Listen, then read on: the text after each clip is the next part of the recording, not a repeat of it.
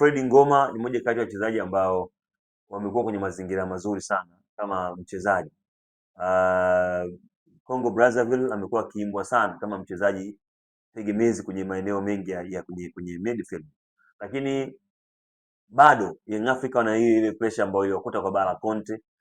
Wamejaribu kwenda sehemu nyingine tena, kwenda Red Arrows kumtafuta kiungo mwingine ili waweze kutengeneza mazingira ya kuifanya timu yao iwe na balance nzuri, na maanake wakiongeza wachezaji wawili kwenye eneo la kiungo, tafsiri yake ni kwamba watapunguza mchezaji mmoja kwenye nafasi hiyo.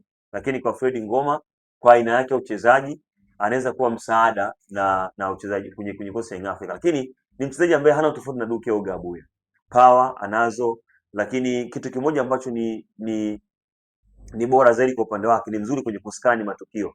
Yaani ni mtu ambaye akiangalia tukio linapita eneo gani, anakuwa wa kwanza kwenda kublock nafasi ile kabla hajafika kwa walinzi. Kwa hiyo ni moja kati ya wachezaji ambao kama ataendelea kuwa na kiwango chake ambacho amekionyesha kule, tafsiri yake ni kwamba ni mali ambayo Young Africa watakuwa wameipata. Lakini mbali na hivyo, taarifa zinaeleza hivyo, lakini Young Africa pia wamevuka, wako South Africa kwenye klabu ya Red Arrows, wanamtafuta mtu mwingine kwenye nafasi tena. Wanatafuta mtu mwingine pia waongeze nguvu. Wanataka busa likikaa, wala kina Sheke tu wale Maustars wao wanafanya kazi na mimi na maji. Wao kina Kangwanda nao waona wanapepeta. Peter Shauri asipate kazi kwenye nafasi ya ushambuliaji. Kwa hiyo wanajaribu kuiseti timu ambayo inaweza kuwa ni ya ushindani kweli kweli kwa msimu huu. Yes, of course ni moja kati ya washambuliaji ambao kila mchezaji ana karakta zake, kila mchezaji ana sifa zake, na moja kati ya sifa ya mchezaji kama Dumbia ni striker ambaye anataka kulishwa, yani umlishe yeye akuonyeshe uwezo wake wa kufunga. Sio aina ya striker ambao ni wazuri mguuni, labda anaweza kulink up na timu, kugonga na kutembea.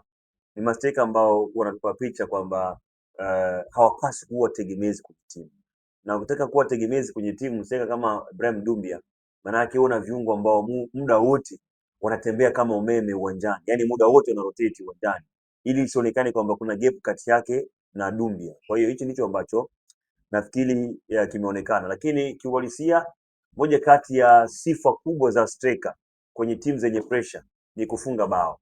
Ukishafunga bao, tafsiri yake ni kwamba pressure inapungua, pressure inaisha. Kwa hiyo ikishaisha pressure, unatengeneza confidence.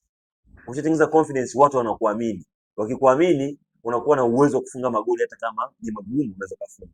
Kwa hiyo ni bao ambalo nafikiri watu wengi wako wanalisubiri kwa hamu kubwa kwamba sawa, ni mshambuliaji mpya wa klabu ya Simba, anaweza kufanya nini kwenye michuano kama ya Kagame, na amefunga bao ambalo nafikiri limetuliza pressure kwa upande wake na pressure kwa mashabiki wa klabu ya Simba na hata kwenye benchi la ufundi na hata viongozi pia wa Simba, kwamba pressure sasa hivi hakuna, kwa sababu mchezaji yule msajili tayari anaweza kuwapatia kitu. Of course kafunga bao la kwanza, assist ya Libase Geye, na ukijaribu kutazama timu haiko fiti kiasi hicho, lakini wamepata hicho ambacho wamekipata. Kwa hiyo nafikiri ni good starting kwa mchezaji kama Ibrahim Dumbia. Kabla ya ligi unaonyesha nafasi zaidi ya dakika 70 unapewa za kucheza, unafunga bao moja. Manake kama ukiendelea kupata nafasi na confidence ikawa kubwa, manake kwenye mechi ambayo timu yako inashambulia, uhakika kupata nafasi ya kufunga unapatikana. Kwa ulizungumzia swala zima kwamba Simba wasenya Dumbia kama striker kiongozi. Kwa mantiki bado dirisha bado liko wazi. Unaiona Simba wakienda kusajili striker mwingine ambao anakwenda kumsaidia Dumbia? Simba amaliza msimu akiwa na Elie Mpanzu kama namba 9. Kwa hiyo namba 9 ya Mpanzu ni namba 9 ambayo mwalimu kwa tumia kama force namba 9. Yaani mchezaji ambaye anaweza kucheza kama namba 9 wa uongo, ambaye anaweza kaifanya timu ikalink up na timu. Na tumeona ameattempt mara nyingi, amekuwa top assist kwenye ligi. Kwa hiyo amekuwa kwenye mazingira haya. Sasa hiyo ni moja kati ya point ya msingi. Sasa anapokuja huyu Ibrahim Dumbia, manake hawezi kufana na Elie Mpanzu. Kama hawezi kufana na Elie Mpanzu, tafsiri yake kuna mazingira ambayo anapaswa kuyafanya kuwa bora zaidi kwenye kikosi hicho. Kwa nini nasema sio mchezaji sio mchezaji wa kutegemewa kwenye kikosi kama cha Simba Sports? Kwa sababu ni mchezaji ambaye anatakiwa akija kwenye hicho kikosi au ni second option ya timu, kwa sababu anaonekana ni specialist kwa mipira ya hewani. Sasa Simba Sports ni wachezaji ambao wengi kwenye eneo la ushambuliaji ni wanaenjoy kuchezea mpira miguuni. Sio wazuri sana kupiga cross, ila wanaenjoy kupiga penetration pass. Kwa striker kwa aina striker kama Ibrahim Dumbia ni ngumu kumpa mipira hiyo ya kupenyeza. Kwa kiuhalisia, kama utaendelea kumtumia kama namba 9 kiongozi, lazima ulazimishe fullback zipige cross nyingi.